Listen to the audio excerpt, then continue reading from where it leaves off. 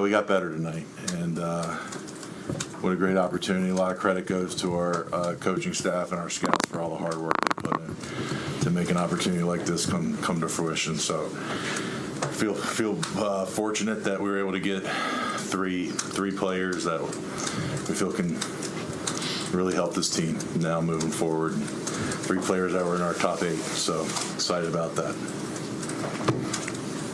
He's awesome.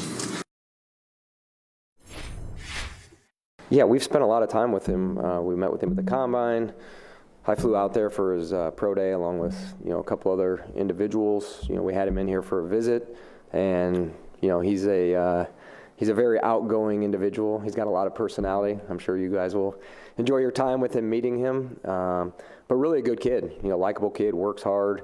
We had Brian and I had several conversations with some of his coaches over the last couple of days, and we FaceTimed him last weekend, so we really got to know the kid, maybe more than any player in this draft. So, like the personality and, like the player.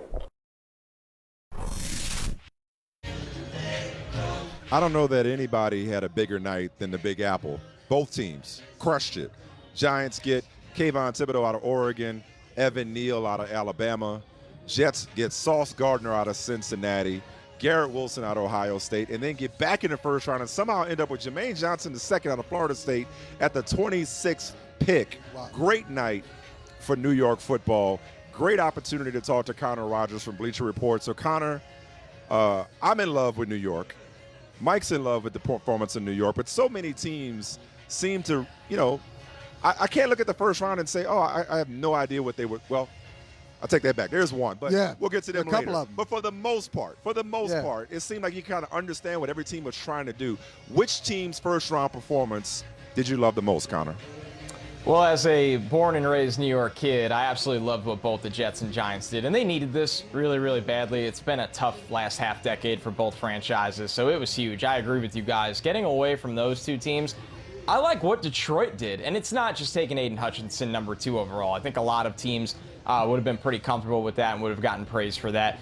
For me, it's going back up and getting Jameson Williams. I think the problem with Detroit is, and they did a good job of this last year, they solved a lot of holes and started to build out a roster. But when you look at that team, this is something I've struggled with at times with the Giants, with the Jets, with the Texans, obviously the Lions.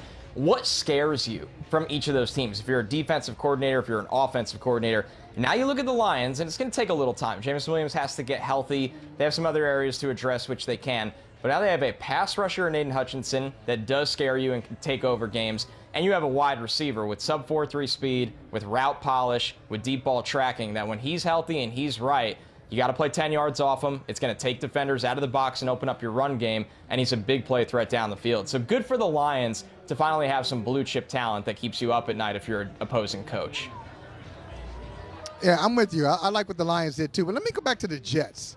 Let me give some love to the New York Jets. Haven't won a Super Bowl since 1969, Super Bowl III. All right, give them some love here. How did they wind up in this position?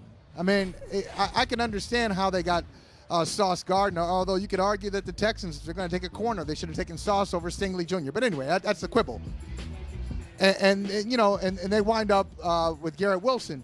But how did they wind up with all 3 of those guys? And what do you think caused the slide of Jermaine Johnson II? I think they're pinching themselves and wondering the same thing. And you heard them even admit it. All 3 of these guys were top 10 players on their board. They loved Jermaine Johnson throughout this entire process. They loved the growth he showed from JUCO to Georgia to Florida State to the Senior Bowl, a big-time tester at the Combine. He went to Florham Park and was one of the visits for the team. They loved the person, and they were really stuck at pick 10. They loved Sauce at 4. They were good with that one. But when they got to pick 10 guys, I think they loved Jermaine Johnson, but knew they had to help their young quarterback because of Zach Wilson's struggles. There's a chance that they're not there very long with the New York Jets franchise. So they went with Garrett Wilson, a high-floor player, my top wide receiver. And then they were wondering, since pick 15, when they saw the Jermaine slide, a lot of people thought Baltimore would take him. And Baltimore is probably surprised they got Kyle Hamilton. So you see the trickle effect here. The Jets were trying to get back in, and they couldn't get back in until pick 26, and they got their guy. Now, when you look at the slide, I think it's one thing that stands out to me is that he had the breakout year. He's 23 years old. Some teams get scared of older prospects that had a longer road, which I don't, because he is so polished. He has violent hands. He sets a hard edge against the run. He's a 3-down player. He's a hard worker. So that didn't scare me. And then teams just became infatuated with other players throughout this process in a little bit of a strange way, considering how important pass rush help is. So I think a lot of teams are looking around, and the offensive line run and the wide receiver run hurt Jermaine Johnson. Let's make no mistake about that. Teams just got very scared and said, if we don't get our guy now, there's nothing there in the second round. And it led to his fall, and it led to a huge win for Robert Saleh. You could see that grin on his face. I think this was his favorite player in the entire draft. We had such a fun time last night, I think, in large part because it was a refreshing draft. It was a refreshing draft because it was for people like us. It was for hardcore fans. It wasn't for casuals that get captivated and infatuated by quarterbacks. One quarterback went, Kenny Pickett, not till 20 to the Pittsburgh Steelers. He stays in Pittsburgh. It adds a lot of intrigue to tonight. We could see a run on quarterbacks in the second and third rounds. But aside from the QBs, we also have Nakobe Dean in the green room, along with Matt Corral from Ole Miss and Malik Willis from Liberty. Tell us some of the players that you're loving that's still on the board right now as we head into round 2 and 3. Yeah, all those guys are at the top of my list. David Ajabo, who ruptured his Achilles during his pro day workout. If he did not do that, we would not be talking about him today. He would have went in the first round. I don't think he waits very long because he's so talented. When you look at it, Travis Jones, the big nose tackle from UConn, he could rush the passer, he could stop the run. There's not a lot of guys that are 325 pounds and run sub 5-second speed in the 40. Jordan Davis went last night. Now it's Travis Jones' time. Arnold Ebiketie from Penn State, another edge rusher that teams are really, really high on. So he's absolutely in the mix there as well early on. Then you're going to see a little bit of that second wide receiver run, right, guys? We have George Pickens from Georgia, Christian Watson from North Dakota State. You have Sky Moore still on the board. There's going to be a little bit of a wide receiver run as well. And then the offensive line is kind of interesting, but it plateaued off really, really fast. Bernard Raymond, the tackle from Central Michigan, he's still hanging around there. Cam Jurgens, the center from Nebraska. Teams really, really like him. But the teardrop in offensive line hurt a lot of teams, probably like the Bears that were looking at that today. Seattle got their guy Charles Cross at 9. I know they were looking at offensive line at 40 and 41. They're probably relieved they got that out of the way already. Yeah, 9 teams last night that ended up with 2 first-round picks, if I'm not mistaken. 8 coming in had 2 first-round picks. The second round, man, like, you guys know this. This is not a question, just an observation. It really should be round 1A, or 1B, I should say. It should be round 1A and 1B. Because there's so many guys tonight that very easily could have gone in the first round. So many good players. It's a lot of great value here. Connor, I want to ask you, I know we talked yesterday about Jacksonville, and we disagreed that Trayvon Walker was the best player in the draft, but they agreed. They disagree with us. They took Trayvon Walker. So I don't want to talk about Jacksonville. Anybody else? You look at their draft and say, what were they thinking? Why would they do that? Was there why would they do that moment for you, or moments for you yesterday? Yeah, it's Green Bay, and I know it's cliche, right? And I have no problem with Devontae Wyatt at 28. No problem. Good player. They needed interior defensive line help. He's going to be really productive. And I don't have a problem with Quay Walker. Quay Walker is big, athletic. He can be a big-time player. He's exactly like Devondre Campbell that they just paid to play in the middle of their defense. What I don't get, guys, with Green Bay right now, you know the situation with Aaron Rodgers. You traded Devontae Adams a long time ago.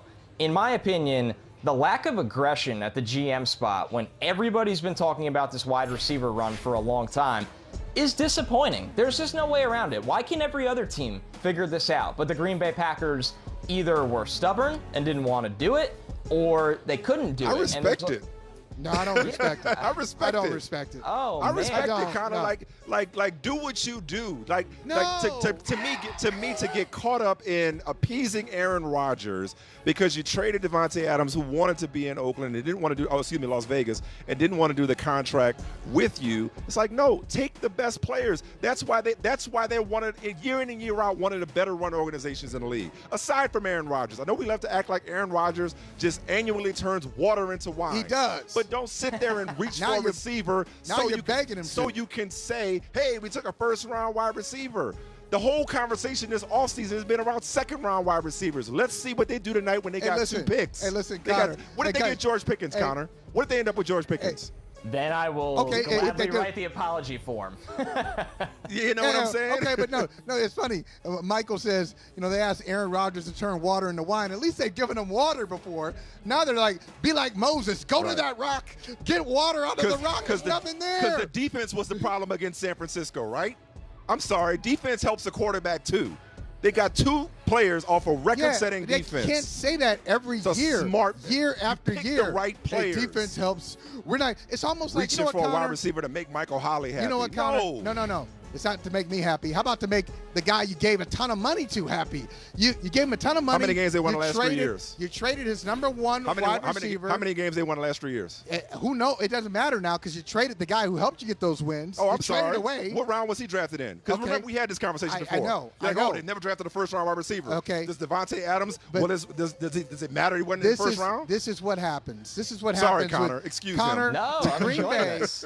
I think you're absolutely right. I think Green Bay, it's like those old crotchety baseball writers. I know you're a baseball fan too. These old crotchety baseball writers who say, well, Joe DiMaggio wasn't a unanimous Hall of Famer, and Ted Williams wasn't Spot a on. unanimous Hall of Famer, so we're Spot going on. to keep our streak up going. And Brian Gutekunst is doing the same thing. If Ted Thompson didn't draft a wide receiver, well, then I'm not going to do it either because this is what we do. All right, It's so that sounds great. That's a it's great so talk radio stupid. take. No, it's That's a true. great column. It's true. Okay, but when Aaron Rodgers doesn't have to do much because his defense is so dominant, y'all act like Aaron Okay. Rodgers plays 12 positions at the same time. Okay, like Connor, respectfully agree to disagree. But anybody else? What was the original question? I'm sorry. Who screwed it up? Yeah, well, besides your Green Bay Packers. Besides Green Bay. Besides Brian. When they win 13 games again next Besides year. Brian Gutekunst is at the back of the class. Who else is at the back of the class for detention? I don't get it for New England, and when you look at it, Cole Strange is fine. There's nothing wrong with the player. I thought he was more of a top of round 3 player because he plays center. I understand that his relative athletic score is one of the best ever for a center. Guys, he was in college for 6 years, so you want to talk about older prospects. He's absolutely an older prospect. He fits what they like in guys. I compared him to a Diet Coke Joe Thuney, right? The light version. Not Joe Thuney, but something a little bit lesser than that. It's just when it comes down to it, for me with New England, why not stand pat and actually get a first-round player? I don't really like getting cute and taking players 2 rounds early just because you're all about the guy, unless it's a premium position, and center is not. So for New England right here, it's bold to say regression for New England. I'm not ready to say that right now, but I just don't understand why they didn't take an opportunity to significantly improve. I'll say it. I'll say it for you. Yeah, it was a regression. Cole, I'm going to say that is the worst first-round decision. Not the player, because the player is good. I'm going to say that's the worst first-round decision of Bill Belichick's career. Why is he doing this? Oh. It is. I do. But Okay. we'll talk about we'll talk about it another time, though. We're going to make the decision to let you go. We know you got work to do with Bleacher Report, man. We appreciate you, Connor. Thank you so much, brother. We'll talk to you again Anytime, soon. guys. Enjoy the draft tonight. Always great talking All right, to you. Connor. Let's talk next week and unpack the whole draft when we have Connor, the total picture. You made total sense today. You know who else didn't I draft the wide apologize. receiver in the first round? I apologize for Michael Smith. You know who else didn't draft the wide receiver in the first round? Kansas City. Went defense with 2 picks. Hey, thanks for watching Brother from Another on YouTube. Make sure you hit subscribe before you leave, and be sure to watch us 3 to 5 p.m. Eastern Time on Peacock. Appreciate you.